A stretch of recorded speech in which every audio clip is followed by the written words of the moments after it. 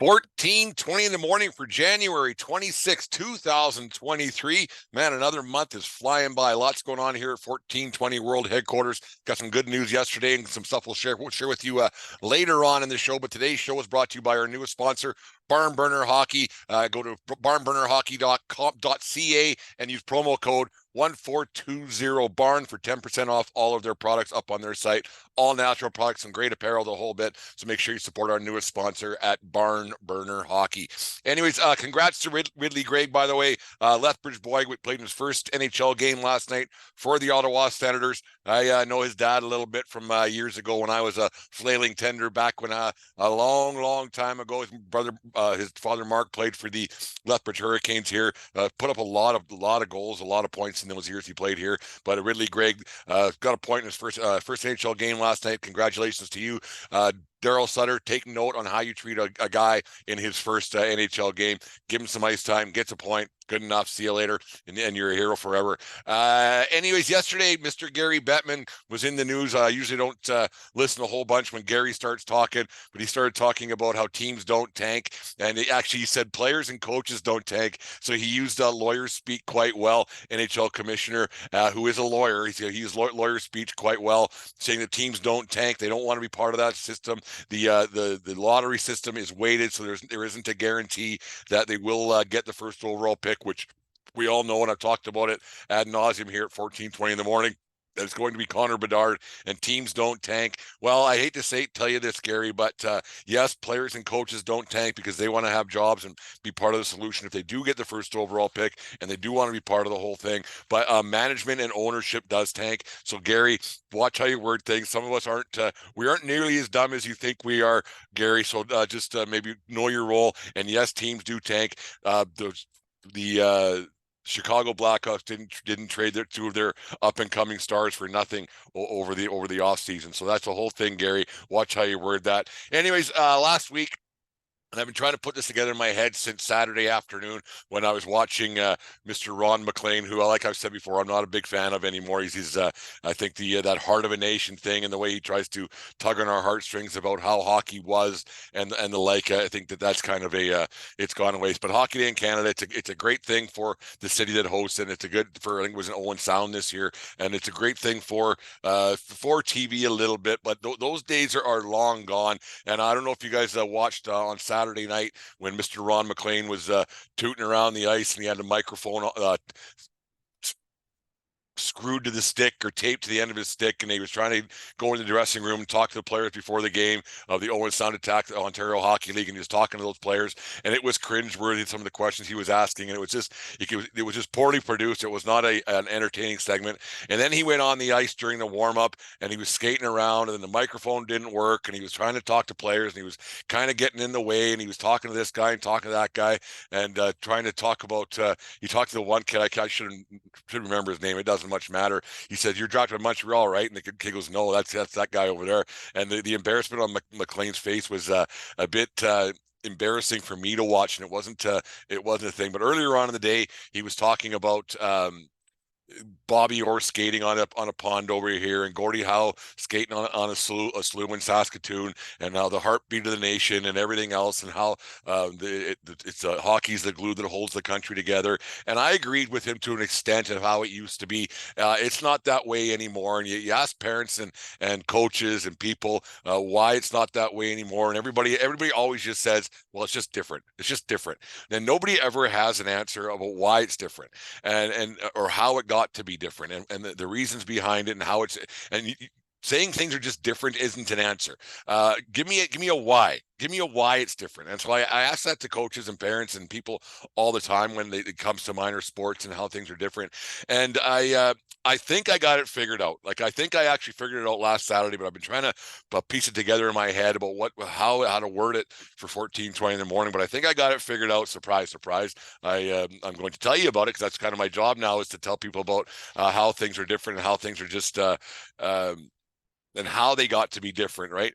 And the biggest difference for me is from when I was a kid. I'm 48 years old, so I started playing hockey, I think around 1978. And my father never played hockey. I don't even know if my dad could skate. I saw my dad on skates once, I think. But anyways, my father never played hockey. Second generation Canadian, grew up poor. There's no getting around that. The community he grew up in, they didn't have hockey in the whole bit.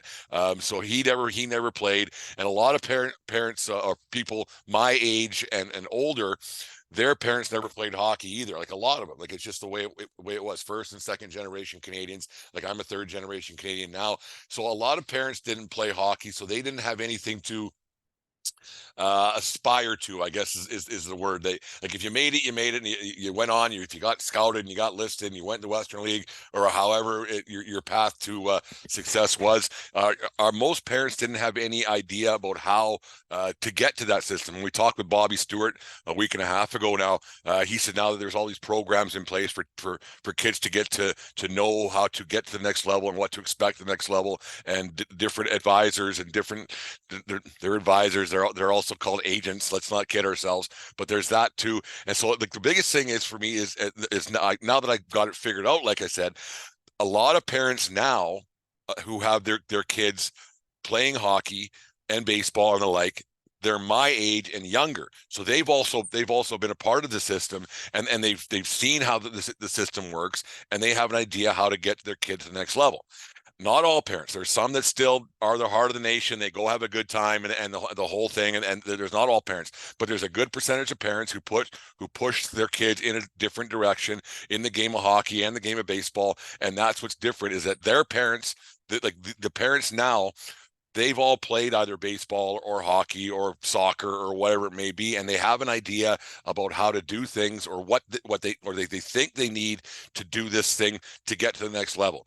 And they have this preconceived notion that if they do this, that their kid will get there. They have that if they do this, they'll get there. And that is true to an extent. And I don't, if parents want to go out and spend money and whatever, that's their prerogative. But just remember, parents, that it's very tough to make it, and it's a very tough thing to do no matter what. And there are people out there who are making a little bit of money off these parents and off these programs and everything else. And but so that is what is different. It's not all parents. It's not all levels of hockey. I think that the heartbeat of a nation and the hockey heartland thing, I think that's still a part of community, a smaller part of communities. I think it's still a thing. But I also think that that's at the lower, not lower age groups of hockey. I think that's at the lower levels of hockey. When kids go out there and play for their community and are having a good time, and you go to the local rink, wherever it may be, and you have your friends and you have your parents and the like, and it's in the communities that you grew up in, and you play there. I think at those levels of hockey, like the Adam B, Adam C, I don't know, or U12 or what, but I think you guys understand what I'm saying, that it's those levels of hockey that still is the heartbeat of our nation, as Ron McLean always says it. Like, there's some other words he kept using, and tugging on our heartstrings a little bit about yesteryear, about how things used to be playing on the pond and everything else. Like it's yesterday, me and Deanne, we went skating downtown Lethbridge. They have a nice little sheet of ice set up downtown, and we went skating on the rink there. It was actually fun. It was refreshing, and it kind of brought back my memory. That's kind of why I'm talking about this today. It brought back some memories of skating on the old Rotary rink in Fort Macleod back in the day. You don't see that a whole bunch anymore.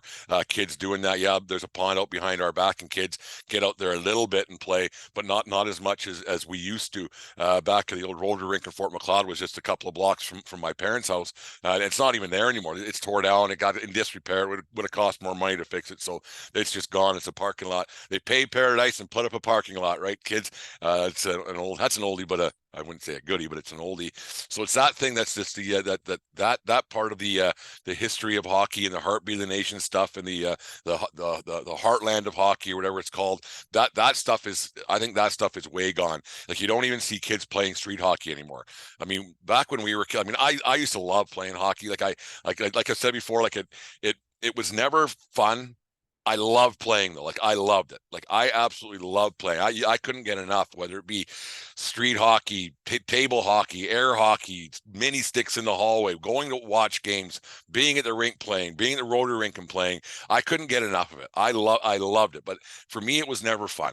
And that because that's just my personality. I take things a little bit too seriously. I'm wound a little tight, and when I dive into something, I'm full bore. But so that's the thing that parents have to understand is that if they're doing it, make sure they're doing it for the right reasons, and that before you know it, you're going to run out of games to go to, and you're going to run out of those days where you could have had a better time just watching the game and being part of your community and making sure your son or your daughter is enjoying it and you're doing it for the right reasons. And I think you see that a lot more now, and I think that's the reason why things are different, is that parents think that they have the knowledge from when they played and what they could have done. So parents are living vicariously a lot more through their kids than my dad did. Like my dad did try to find ways. Like my mom and dad found ways for me to play. They took me to tryouts. They took me to this and that, and it was fine. It was all my choice, 100% my choice, all of it. I think you have a lot of kids now who they get pushed into situations because Johnny's team's doing this and Becky's team is doing this, and then on and on and on it goes. There's lots that aren't, and there's lots that are still doing it for the proper reasons. But make sure that parents make sure that when you are taking your kid to hockey, that your kid wants to go and that your kid's having a good time, and you're not putting him in situations and all these different classes and courses and skating clinics and the like, because it can become a lot. It can become a lot, and it's still only X amount of kids can make it, and no matter what. And thinking your kid's going to be the next Connor Bedard and the like, it's a tough thing to do. So make sure you're doing it for the right reason, parents. Make sure your kids are enjoying it, because like I said before, and I'll say it again, before you know it, you run out of games to play, and the fun that you could have had, you aren't going to get those times back. And it's a really it's unfortunate thing, but it's just the way things are.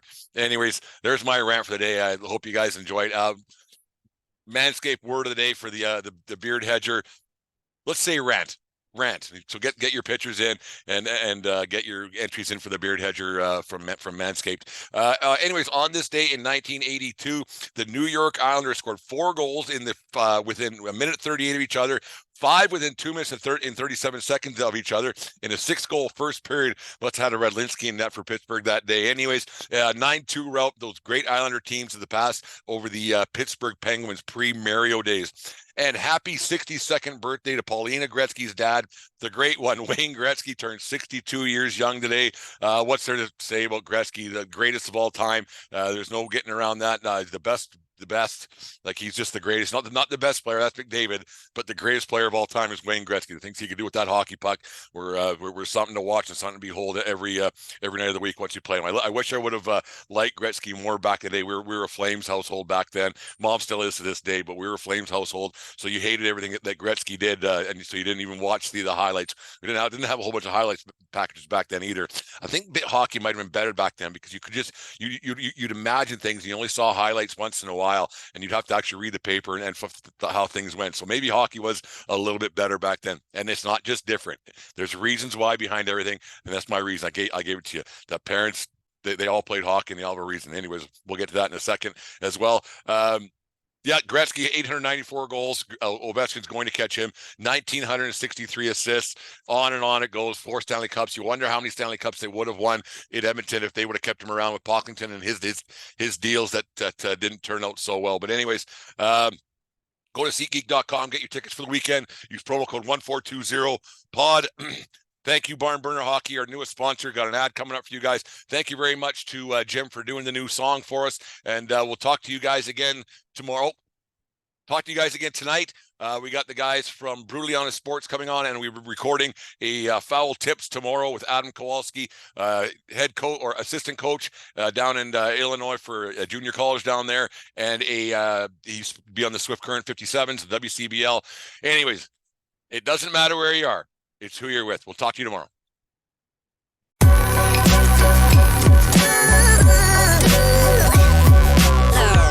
The following is a presentation of the Belly Up Sports Media Network.